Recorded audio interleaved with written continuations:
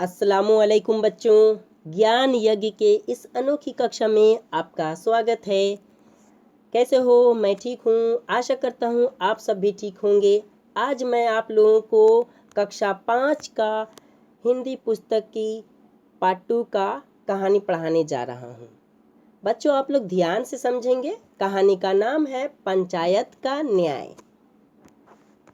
तो अब मैं शुरू करते हैं, ठीक है बच्चों? बहुत समय पहले की बात है। एक छोटा सा कबीला था। उस कबीले में 2 भाई रहते थे। उनमें एक भाई काफी अमीर था और दूसरा भाई बहुत ज्यादा गरीब।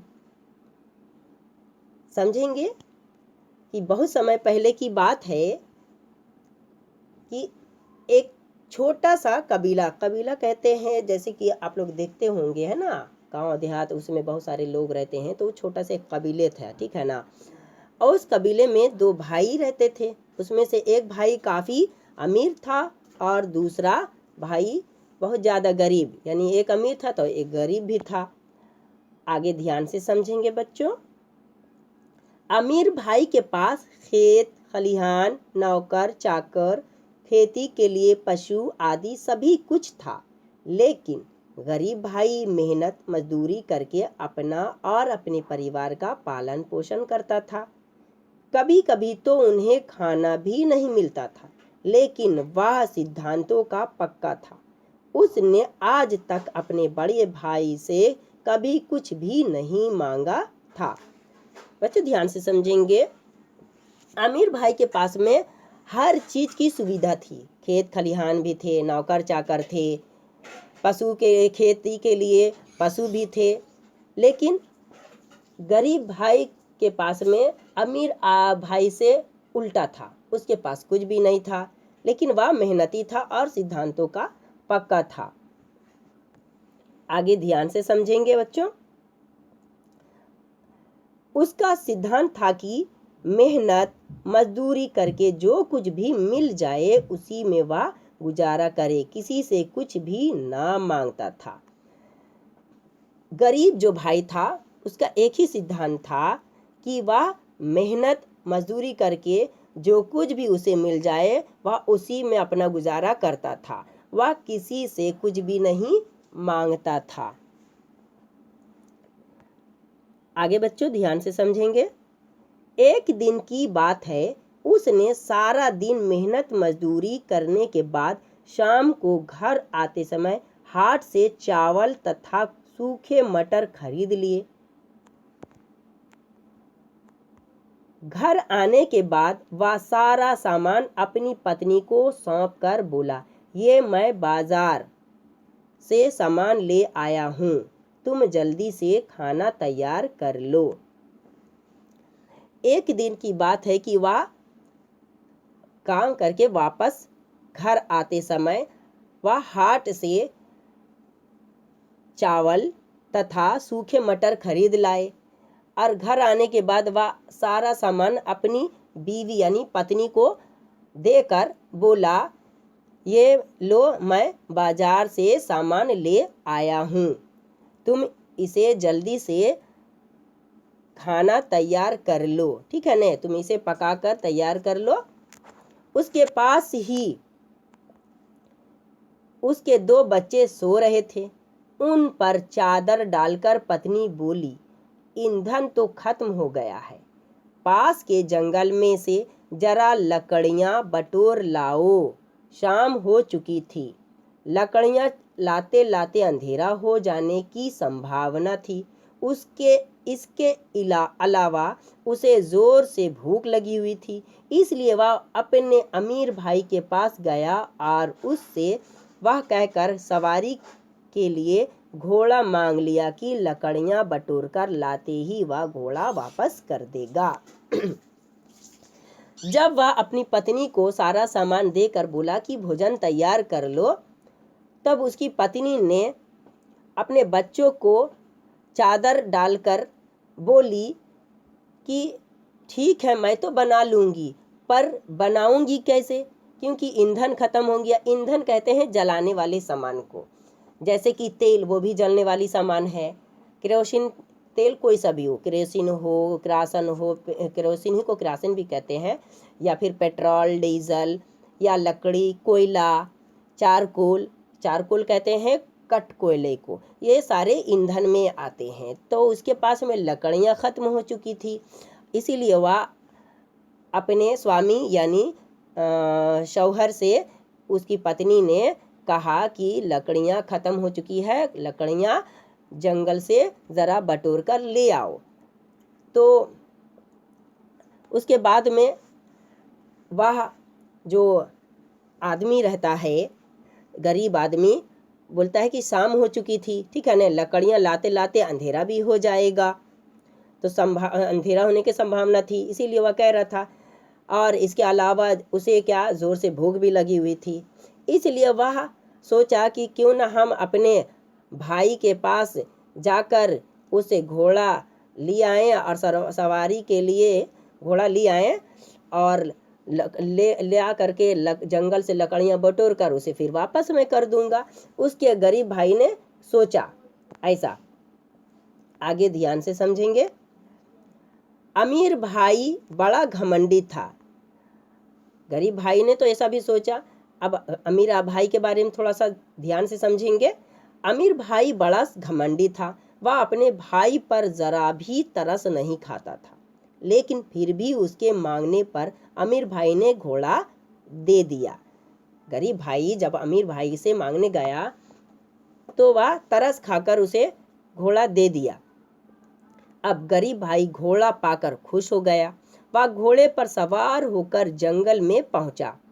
उसने इधर उधर से काफी लकड़ियां बटोर ली और उनका गट्ठर बनाकर घोड़े की पीठ पर लाद दिया, फिर अपने घर की ओर चल दिया। गरीब भाई जब अमीर भाई के पास घोड़ा मांगने जाता है तो वह तरस खाकर उसे घोड़ा दे देता है और वह घोड़े लेकर खुश भी हो जाता है और घोड़े लेकर वह सवार होकर जंगल की ओर चल देता है। वह इधर उधर देखता है और उसके बाद लकड़ियां बटोरना शुरू कर देता है। जब वह काफ़ी लकड़ियां बटोर कर उसे गट्ठर बांधकर घोड़े पर लाद देता है तो वह घर की ओर रवाना हो जाता है, यानी चल देता है। और ध्यान से समझेंगे। रास्ता बड़ा खराब था, चारों ओर कंटीली झाड़ियां थी। चलते चलते एकाएक घोड़े की पूंछ एक कंटीली झाड़ी में फंस गई। इससे घोड़े की पूंछ कट गई। गरीब भाई बहुत घबराया। जब वह अमीर भाई के घर पहुंचा तो घोड़े की कटी पूंछ देखकर अमीर भाई गुस्से से पागल हो गया। बच्चे समझेंगे, गरीब भाई जब वापस लौट रहा था लकड़ियों के गट्ठर लेकर, तो घोड़े की पूंछ जो है वह एक कंटीली झाड़ी में फंस गई और कंटीली झाड़ी में जब फंस गया तो वह से निकाला तो उसकी कंटीली झाड़ियों के कारण से उसकी पूंछ क्या हुई, कट गई। अब वह घोड़े की पूंछ कट गया तो छोटा भाई जो था गरीब, वह तो घबरा गया, परेशान हो गया कि अब मैं अपने भाई को क्या जवाब दूंगा। और जब वह घर जाता है अमीर भाई के पास तो वह गुस्से से एकदम पागल होता, ये कैसे कर दिया तूने, ये क्या हो गया, मेरे घोड़े की पूंछ काट दी, वगैरह वगैरह। उसने गरीब भाई को खूब खरी खोटी सुनाई। वह बेचारा लकड़ियां लेकर अपने घर पहुंचा। भाई की गाली गलौज और कड़वी बातों को याद कर उसका मन बहुत दुखी हो रहा था। उसकी मनोदशा में अनभिज्ञ पत्नी ने जल्दी जल्दी खाना तैयार कर दिया और उसके सामने रख दिया। वह बेचारा जब घर पहुंचा तो उसके भाई की कड़वी कड़वी बातें, कट्टी कट्टी बातें, जली खोटी खरी खोटी जो कुछ भी बातें थी उसे याद कर वह बेचारा बहुत शर्मिंदा भी हो रहा था और उसे दुख भी पहुंच रहा था। और उसकी पत्नी या उसकी मनोदशा देखकर बेचारी जल्दी जल्दी खाना पका रही कर तैयार कर दिया और उसे खाने को दिया। आगे ध्यान से समझेंगे बच्चों। सारा कर दिया मगर उसके सामने रख दिया मगर वह बिना खाए ही लेट गए। अब उसकी भूख ना जाने कहाँ गायब हो गई थी। जब उसकी पत्नी ने उसे खाने के लिए सामने दिया तो वह खाने से इनकार कर दिया, मना कर दिया, और वह बिना खाए ही वहाँ से कहीं और चला गया। उसकी कहीं को खाया नहीं, वह सोने के लिए चला गया, यानी लेट गया, और उसकी भूख ना जाने कहाँ गायब हो गई। जाहिर सी बात है, उसकी बड़े भाई, उसके अमीर भाई ने इतनी खरी खोटी सुनाई, कौन खाएगा। और बेचारा अनजानी आशंका से उसका मन कांप रहा था। दूसरे दिन वही हुआ जिसका उसे डर था। अमीर भाई ने कबीले के सरदार से उसकी शिकायत कर दी। बेचारा जिस शंका में था उसका शंका यानी शक सही हुआ, और उसके अमीर भाई ने कबीले के सरदार से शिकायत कर दी। अब शिकायत सुनकर सरदार ने पंचायत करने का फैसला किया कि अब भाई, अब शिकायत है तो चलो, ऐसी सी बात है तो पंचायत बैठनी चाहिए। अब पंचायत का दिन भी आ पहुंचा। दोनों भाई सरदार के घर की तरफ चल पड़े। गरीब भाई दुख तथा शर्म के मारे सिर झुकाए चल रहा था। अमीर का सिर घमंड से ऐंठा हुआ था, यानी खड़ा था। उसे पूरा विश्वास था कि सरदार उसके भाई को दंड देगा। कैसा भाई है कि अपने भाई को ही दंडित करवाने के लिए शिकायत कर रहा है, राजा के पास जा रहा है। और वो बेचारा गरीब भाई शर्म के मारे हुआ नीचे सर करके चला जा रहा था। आगे ध्यान से समझेंगे बच्चों। रास्ते में एक नदी बहती थी। उसके ऊपर लकड़ी का कच्चा पुल बना हुआ था। जिस समय वह दोनों भाई उस पुल के ऊपर से गुजर रहे थे, उस समय नदी के रास्ते से एक आदमी अपने बूढ़े और बीमार बाप को नाव में बैठाकर किसी डॉक्टर के पास ले जा रहा था। जब वह दोनों भाई फैसले के राजा सरदार के पास जा रहे थे तो रास्ते में एक नदी का पुल था, नदी थी और उसके ऊपर पुल था। ठीक है बच्चों, अब वो भी पुल था तो लकड़ी का कच्चा पुल का बना, लकड़ी का कच्चा पुल था। ठीक है ना, लकड़ी का बना हुआ था कच्चा पुल, जिस समय वह दोनों भाई उस पुल के ऊपर से गुजर रहे थे, वैसे उन लोग का, उस छोटे भाई का किस्मत भी क्या देखो। उस समय नदी के रास्ते से, ठीक है बच्चों, नदी के रास्ते से एक आदमी अपने बूढ़े और बीमार बाप को नाव में बैठाकर किसी डॉक्टर के पास ले जा रहा था। किस्मत खराब होता है तो बोलता है ना कि ऊंट पर भी कुत्ता काट लेता है, बेचारा एक साथ में वही हो रहा था। आगे ध्यान से समझेंगे। गरीब भाई अपनी चिंताओं में खोया हुआ था। अनजाने में उसका पैर पुल के एक टूटे हुए तख्ते पर पड़ गया और वह धड़ाम से बीमार आदमी के ऊपर आकर गिरा। इतने भारी आदमी का बोझ बीमार व्यक्ति सह नहीं सका और वह मर गया। लो, इतना बेचारा का किस्मत खराब था कि वह पुल पर से डायरेक्ट कहाँ गिरा, उस बीमार बूढ़े के ऊपर। और बेचारा बीमार के कारण गिरा तो उसका गिरना सहन नहीं कर पाया और वह मर गया। बीमार आदमी के बेटे ने गरीब भाई को पकड़ लिया। जब उसे पता चला कि किसी झगड़े के कारण वह अपने अमीर भाई के पास सरदार की पंचायत में जा रहा है तो वह लड़का भी उसके साथ चल दिया कि जब आप इसकी शिकायत करने के लिए पंचायत में जा रहे हैं तो भाई इसने तो मेरे बाप को ही मार डाला है, चलो मैं भी तुम्हारे साथ चलता हूँ। और वह उसके साथ चल दिया। आगे ध्यान से समझेंगे। गरीब भाई पर पंचायत में 2-2 मुकदमे ठोक दिए गए। बेचारा गरीब भाई तो और परेशान हो गया। सरदार ने दिलचस्पी से उनकी बात सुनी। गरीब भाई एक तरफ सिमटा हुआ खड़ा था, बेचारा सदमे के कारण कि मेरे साथ क्या हो रहा है। यह देखकर सरदार समझ गया कि यह बेचारा मुसीबत का मारा है। उसने उस गरीब को बचाने का फैसला कर लिया। सरदार भी बहुत ही अच्छा था। उसने देखा कि यह गरीब बेचारा ये क्या किसी को दुख पहुंचाएगा, ये तो गरीब का मारा है और सरदार वह सोच लिया कि मैं इस गरीब को बचाऊंगा। आगे ध्यान से समझेंगे। सबकी बात सुनने के बाद सरदार सोच में पड़ गया और कुछ क्षणों बाद उसने फैसला सुनाया। जब सबकी बात सुन लिया सरदार, तो सरदार सुनने के बाद वह सोच में पड़ गया और कुछ पलों के बाद उसने अपना फैसला सुनाया। क्या फैसला सुनाया, ध्यान से समझेंगे। गरीब भाई का कसूर साबित हो चुका है, इसलिए इसे सजा जरूर मिलनी चाहिए। सरदार ने कहा कि चलो गरीब भाई का तो भाई जो कसूर था वह साबित हो चुका है, प्रूफ हो चुका है, इसलिए इसे सजा जरूर मिलनी चाहिए। क्या मिलनी चाहिए? सबसे पहले उसने अमीर भाई के घोड़े की दुम काट दी। बिना दुम का घोड़ा लौटाना बहुत बड़ा अन्याय है।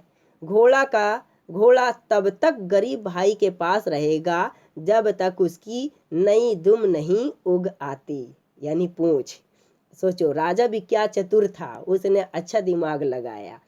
जैसे छिपकली की दुम कट जाती है तो वापस नहीं आ जाती है, उसने भी यही सोचा कि चलो भाई घोड़े का नया दुम आ जाएगा तो वापस करेगा। नई दुम उग आने के बाद वह घोड़ा अमीर भाई को लौटा देगा। राजा ने ऐसा फैसला सुनाया गरीब भाई के हक में। अब थोड़ी देर खामोश रहने के बाद सरदार ने उस लड़के की ओर देखकर दूसरा फैसला सुनाया। गरीब भाई ने नाव में जाते एक बूढ़े और कमजोर आदमी को बेमौत मार डाला। यह बड़ा गंभीर मामला है। गरीब भाई को आज्ञा दी जाती है कि अब वह भी नाव से उसी रास्ते से गुजरे और बूढ़े का बेटा पुल से कूदकर उस पर गिरे। ठीक है बच्चों, जैसा कि राजा ने फैसला सुनाया कि घोड़े का जब तक दुम नहीं आ जाता तब तक वह गरीब भाई रखेगा, और दूसरे ने का फैसला सुनाया कि अगर बूढ़े पर गिरने से उसका बाप मर गया तो ठीक उसी तरह गरीब भी नाव पर जाए गुजरे और वह आदमी बूढ़े का बेटा वहां पर से उस पर कूदे। यह फैसला सुनाया, इस तरह से उसका बदला भी वापस हो जाएगा। सरदार का फैसला सुनने के बाद दोनों बगले झांकने लगे। बगले मतलब एक दूसरे को ताकने लगे, देखने लगे। आप अपने आप में फैसला तो सही था, लेकिन इसका पालन करना आसान काम नहीं था। सही बात है, कौन पालन करेगा? घोड़े को जब तक वह गरीब रखता तो इसका सहन नहीं जाता, और वह अब गरीब का बेटा बूढ़े का बेटा ऊपर से पुल पर से कूदेगा, उस पर क्या गारंटी है कि उसी पर गिरे? बेचारा वह भी सकते में आ गया। दोनों एक दूसरे के शकल देखने लगे। अमीर आदमी ने निवेदन किया, सरदार, मैं बिना पूंछ वाला घोड़ा लेने के लिए तैयार हूँ। बूढ़े का बेटा भी कहने लगा, सरदार, मुझे पुल से कूदने से बहुत डर लगता है। अब जो होना था सो हो गया। मैं गरीब भाई को इतनी कड़ी सजा नहीं दिला सकता। तो ये राजा की चतुराई से जिसका घोड़ा था वह घोड़ा ले गया बिना पूछ का, और बूढ़ा के बेटे ने भी कूदने से मना कर दिया और बोला मैं ऐसा नहीं करूँगा कि वो पुल पर से कूदूँ, मुझे तो कूदने पर भी डर लगता है, इसलिए उसे सजा नहीं दिला सकता।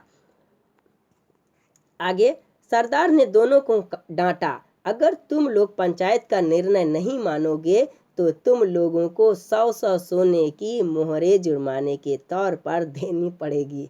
लो, सरदार ने भी उसको डांटा और कहा कि अगर नहीं मानोगे तो आपको क्या होगा?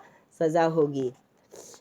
दोनों जुर्माना देने के लिए तैयार हो गए। उन्होंने 100 मोहरें सरदार को सौंपी और घर लौट गए। सरदार ने वे मोहरें उस गरीब भाई को दी। उसने उन मोहरों से अपना कारोबार शुरू कर दिया। उसका कारोबार कुछ दिनों में अच्छा चलने लगा और वह सुख से दिन गुजारने लगा। सरदार के इस अनोखे फैसले ने गरीब भाई की किस्मत ही बदल दी थी। तो ये था पंचायत का न्याय। सरदार भी बहुत अच्छा था और उसने उस गरीब भाई को अच्छा दिया, अच्छा फैसला सुनाया उसके बारे में। और उनके मोहरें जो भी सरदार को दिया गया वह सरदार क्या किया, उस गरीब भाई को दे दिया। गरीब भाई भी अपना ज़िंदगी को अच्छे से गुजारने लगा और खुशी से गुजारने लगा।